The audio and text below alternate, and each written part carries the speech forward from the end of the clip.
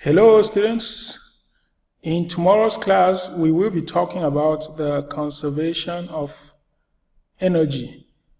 Make sure you watch this video to the end and take down notes. As you watch, you can pause the video at any point and take down notes. And tomorrow's class we are going to use your notes to solve problems. So, what should you understand? You should be able to identify situations in which the conservation of mechanical energy is valid. That is, situations in which energy can be conserved. You should be able to recognize the different forms that energy can take. You already know the different forms that energy can take, right? Like potential energy, kinetic energy, elastic potential, gravitational potential, and so on. You should be able to apply the conservation of energy to the solving of problems. So, some words that we use in physics, when we say something is conserved, what does that mean?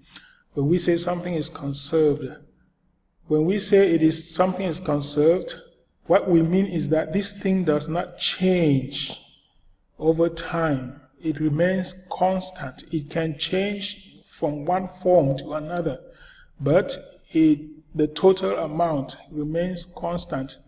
Take, for example, you have your money. You have 1,000 yuan.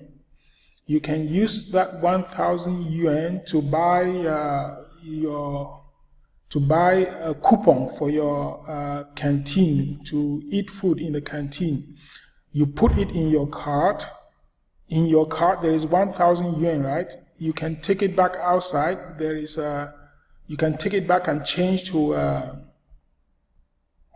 cash. You still have 1,000 yuan. So altogether, you are always having 1,000 yuan. So we say that your money is conserved. But in reality, money is not always conserved because the value of money changes over time. For example, if you put money in the bank, the amount of money will be changing as time goes by, right? Or if you use money to buy something like a house, the value of the house will be increasing. So money is not conserved in that case. In physics, when we say it is conserved, we mean it should remain constant always. Now, one other thing you guys should understand is the idea of mechanical energy. What is mechanical energy? Mechanical energy is the sum of kinetic energy and the potential energy. The sum of kinetic energy and potential energy.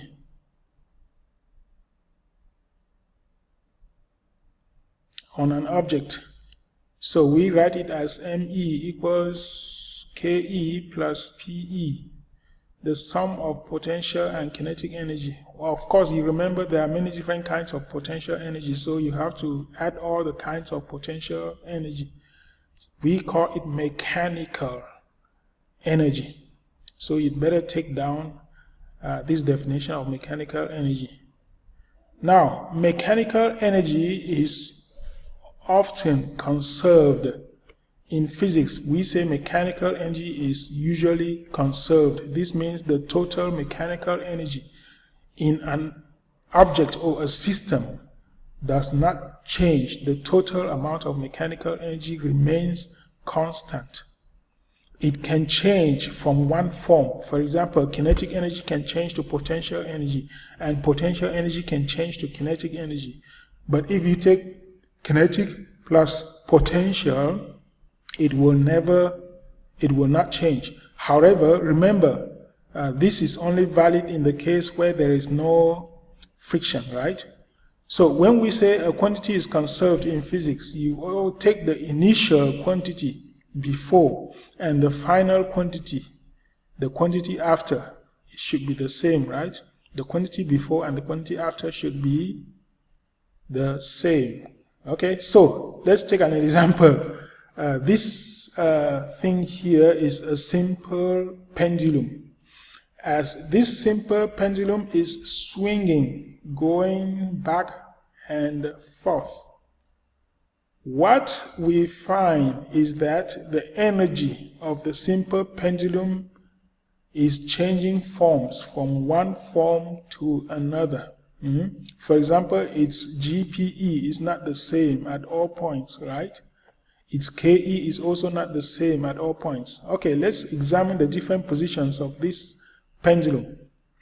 When the pendulum is at its lowest point, for example, let's take this dotted line to mean its rest position, the lowest point where it can reach. And at this point, its gravitational potential energy, let's say it is 0 at this point.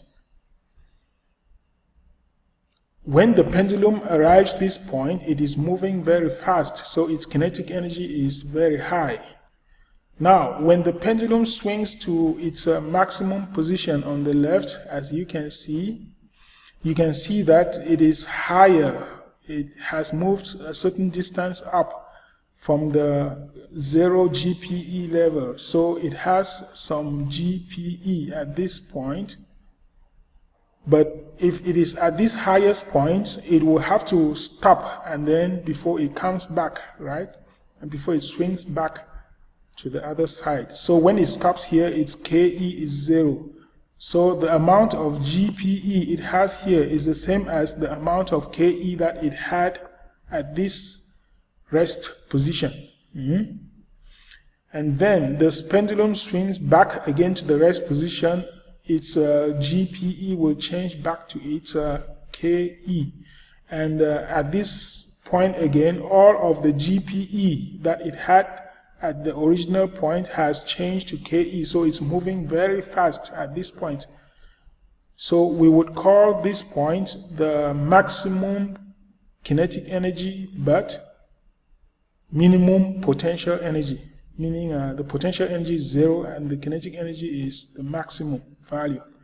This other point is maximum potential energy but minimum kinetic energy, because kinetic energy at that point is 0.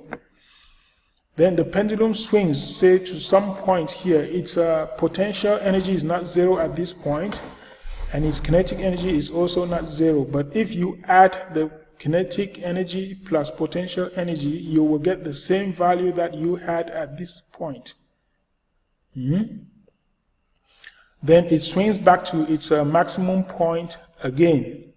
Its GPE becomes maximum, its KE becomes 0 at that point. The KE it has at this point will be the same KE, the same mechanical energy that it had at the minimum point. Sorry about that. So the KE at this point is 0, but its PE at this point will be the same as its KE at the minimum point. Okay? In tomorrow's class, we are going to look at this problem, but it's good that you pause this video and take a look at this problem and see if you can solve it. Starting from rest, a child zooms down a frictionless slide from an initial height of 3 meters. What is her speed at the bottom of the slide? The mass of the child is 25 kilograms. Okay, we'll look at this problem tomorrow. I hope you can go through this video over and over again, take some notes, okay? And then tomorrow we will solve problems in class. Thank you very much. See you.